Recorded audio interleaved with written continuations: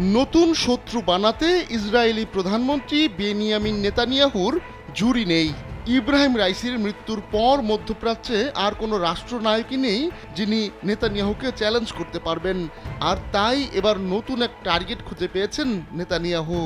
Israeli প্রধানমন্ত্রীর নিশানায় রয়েছেন তুরস্কের প্রেসিডেন্ট রিসেপ তাইপ এরদোয়ান। সিরিয়ার সাম্প্রতিক ঘটনাবলী এই দুই নেতাকে এখন মুখোমুখি দাঁড় করিয়ে দিয়েছে। গেল মাসে বাশার আল আসাদের পতন ঘটে বিদ্রোহীদের হাতে। হায়াত তাহরির আল শামের নেতৃত্বাধীন বিদ্রোহীদের এই অভিযানে মদত জুগিয়েছে তুরস্ক। এরদোয়ানের ছকে বাশার আসাদ যখন দৃষ্টিসীমার বাইরে, তখনই আবির্ভাব ঘটে ইসরায়েলের। জেনেক্সে শিফট করো, লাইফকে লিফট করো। সুযোগ বুঝে সিরিয়ার গুরুত্বপূর্ণ ও কৌশলগত অঞ্চল কবজায় নেয় নেতানিয়াহুর বাহিনী। এরপরই ঘটে আসল বিপত্তি। সিরিয়ায় এরই মধ্যে মার্কিন বাহিনীর ছত্রছায়ায় থাকা এসডিএফ এর সঙ্গে সংঘাতে জড়িয়েছে তুরস্ক। এসডিএফকে নিশ্চিহ্ন করতে বিদ্রোহীদের আরেকটি গ্রুপ এসএনএ কে ফ্রি লাইসেন্স দিয়েছে আঙ্কারা। এবার ইসরায়েলের সঙ্গেও তুরস্কের সংঘাতে জড়িয়ে পড়ার মতো পরিস্থিতি তৈরি হয়েছে। জেরুজালেম পোস্ট এক প্রতিবেদনে বলছে, দুই দেশের সেনা সরাসরি সংঘাতে জড়িয়ে পড়তে পারে।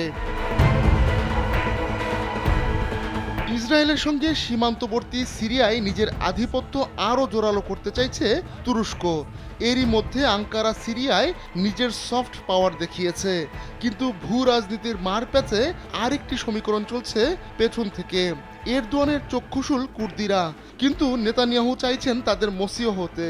এজন্য কুর্দিদের স্বায়ত্তশাসন দিতে ইসরায়েলের ভেতর থেকেই আওয়াজ উঠছে। ভবিষ্যতে ইসরায়েল ও তুরস্ক যে সামরিক সংঘাতে জড়িয়ে পড়তে পারে তার একটা আভাস দিয়েছেন ইসরায়েলি একজন অধ্যাপক এফরাত আভিভ। এক দশকেরও বেশি সময় ধরে তেল আবিব ও আঙ্কারার সম্পর্কে তিক্ততা লক্ষ্য করা যাচ্ছে। কয়েক দফা কূটনৈতিকভাবে পরিস্থিতি প্রশমন করেছে দুই দেশ, কিন্তু তুরস্ক এখন ইসরায়েলের দরজায় পৌঁছে যাওয়ায় আঙ্কারা তেল আবিবের সম্পর্কে আবারও অবনতি ঘটতে পারে। গাজায় 2023 সালের অক্টোবরে যুদ্ধ শুরুর পর এরদোয়ান ও নেতানিয়াহুর মধ্যে দফায় দফায় উত্তপ্ত বাক্য বিনিময় হয়েছে। ইসরায়েলের সঙ্গে বাণিজ্যিক সম্পর্ক ছিন্নও করেছে তুরস্ক। এখন নতুন করে যোগ হয়েছে সিরিয়ার ভাগাভাগি নিয়ে টানাপোড়েন। তুরস্ক পিছপা হতে চায় না, কারণ একবার পা ফসকালে সিরিয়ায় আবারও জমিয়ে বসবে ইরান। আর সেই ভয় শুধু এরদোয়ানকেই নয়, নেতানিয়াহুকেও তাপিয়ে বেড়াচ্ছে। আহমদুল্লাহ শিকদার, কালবেলা।